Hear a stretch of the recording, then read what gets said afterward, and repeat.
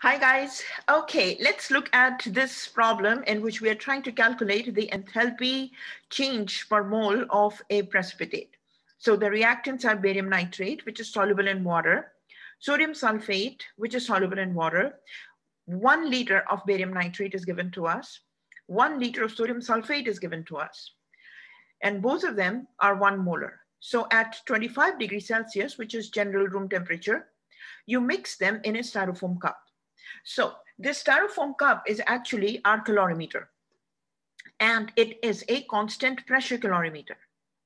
Now, what happens is that in this reaction solution, when these two reactants mix, they form a precipitate of barium sulfate, which remains as a solid, and sodium nitrate, which remains soluble. At this time, we see a change in temperature from 25 degrees Celsius to 28.1 degrees Celsius. Now, here's a few things. When we are trying to calculate the enthalpy change, that is the amount of heat that is involved in this reaction, we will have to make a few assumptions. First of all, we need to understand that the amount of heat, where is that coming from? That is coming from barium nitrate and sodium sulfate. Barium nitrate has its own bond energy. Sodium sulfate also has its own bond energy. So when those two bonds break and the new bonds are formed, so all that excess energy is liberated into the surroundings. And the surroundings in this case is the aqueous medium, the water. Now, one assumption that we have to make is that the calorimeter, that is the styrofoam cup, although it has the capability to absorb some of the heat that is liberated in this reaction, but we assume that the calorimeter is not absorbing the heat. Or maybe it is absorbing the heat so slowly at the time when we start taking the readings that it is immaterial. So we do not factor in the heat loss to the calorimeter, number one. And we assume that all the heat remains trapped inside the reaction solution, which is aqueous medium water. Next thing, we completely ignore the presence of any of the ions, barium ions, nitrate ions, sodium ions, sulfate ions, we ignore them. And of course, water. So we always assume is that the whole solution is just pure water. Then why we use that as a pure water? In a way, it makes sense because the amount of heat that is liberated when the ions are generated in a solution and the new substance is formed, which is barium sulfate and sodium nitrate, we see that all that heat is taken in by the water. So we know that the amount of heat that is released is the same amount of heat that is absorbed. So Q released and Q released and Q absorbed, same value. Okay, and Q absorbed is what? This is the heat that is absorbed by the water. So if we could find out how much was that heat that was absorbed by the water, we can find out what was the heat in the reaction that was liberated. Okay, so the specific heat of water, that is why we are going to take it as 4.184 joules per grams degree Celsius. Okay, now, as I mentioned, that this is a constant volume calorimeter, constant pressure calorimeter, because the lid is not too tight and it's subjected to the outside pressure. Okay, so here now the net ionic equation is basically between the barium ions, which are soluble in water, and the sulfate ions soluble in water on the left-hand side of the equation, and on the right-hand side of the equation, they form barium sulfate, which is solid. All right, now let's start doing some calculations here. So when we talk about the heat that is the heat that is released or the heat that is absorbed, and it should be negative. So there are a few things we need. Number one, let's start writing the formula. So Q is equal to M dot C dot delta T. Okay, right? Now, what is M, first of all? M is the mass of the reaction solution. Okay. Next is, how do you find that? Mass of the reaction solution is going to come from the density of water. Density of water is equal to the density of the reaction solution, and the density of water is mass over the volume. Okay, now here's a few things. Volume, let's look at the volume, because in order to get the mass, this is basically density times the volume is going to be the mass. Okay, and that mass is going to be in grams. But remember that the volume is going to be in milliliters, because the formula for density for water is 1.0 grams per milliliters. So therefore, we need to take our volume first.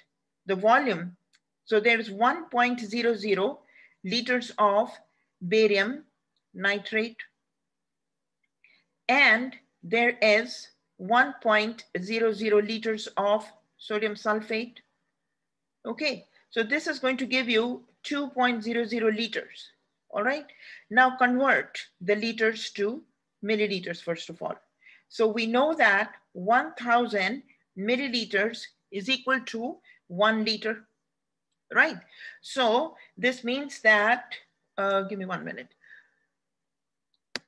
Okay, so now we are going to take 2.00 liters times 1000 milliliters over 1 liter. Okay, so what do you get here? You get 2000 milliliters. So this is your volume. Now you replace that. So the mass of the reaction solution is equal to the density grams over milliliters times the volume 2000 milliliters. And this is going to then give you 2000 grams. So this is the mass of the reaction solution. Okay, so this is one set. Next set is the C. What is the value of C? C is 4.184 joules per grams degree Celsius, because that is the specific heat of water. All right, so now comes the third piece, which is the change in temperature. Change in temperature is the final temperature minus the initial temperature. So what is the final temperature? The final temperature here was 28.1 and the initial was 25. So we come here, 28.1 minus the 25, and that's degree Celsius. And this is degree Celsius, get more space, degree Celsius. And this one is minus 25 degrees Celsius. And this is going to give you, this is equal to 3.1 degrees Celsius. That's the delta T value. And now you just replace them. So Q of this reaction is equal to the mass times C times delta T. So the mass is 2000 grams times 4.184 joules per grams degree Celsius times delta T is going to be 3.1 degree Celsius. Okay, now for this reaction solution, the Q, that is the heat that is liberated for this reaction solution, is going to be, comes out to be, Q reaction is equal to negative. You have to be negative because it's the exothermic reaction. Okay, so Q negative 2.6 into 10 to the power 4, okay, joules. So how do you get joules? 1 minute. How do you get joules? You can see that grams and grams cancel out. Degrees and degree Celsius cancel out. You're only left with the units of joules. Okay, and negative because this is an exothermic reaction. This is exothermic. And exothermic reactions liberate heat. Okay, so when we say calculate per mole, so it's very important you balance this equation. So generally you must have seen, we write down delta H per mole. Okay, so 1 mole of barium sulfate. So this is going to be, if we were to convert it, let us say they're asking you to do it in kilojoules per mole. So yeah, this is for 1 mole according to the balanced equation. Okay, from the balanced equation, we see that this is 1 mole. So now let's convert it into, so this is also going to be the delta H per mole. Okay, but in order to convert it to, so let me just write this down here. Delta H is equal to negative 2.6 into 10 to the power 4 joules per mole. Now let's convert it to kilojoules per mole. Okay, so 1 joule is equal, 1 kilojoule is equal to 1,000. 1 kilojoule is equal to 1,000 joules. So we have negative 2.6 into 10 to the power 4 joules times 1 kilojoule over 1,000 joules. So we see that the joules and the joules cancel out, right? And when you divide this, this comes out to be, this whole thing comes out to be negative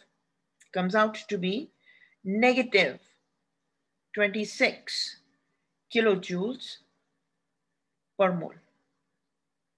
Okay, so that's the value of delta H per mole.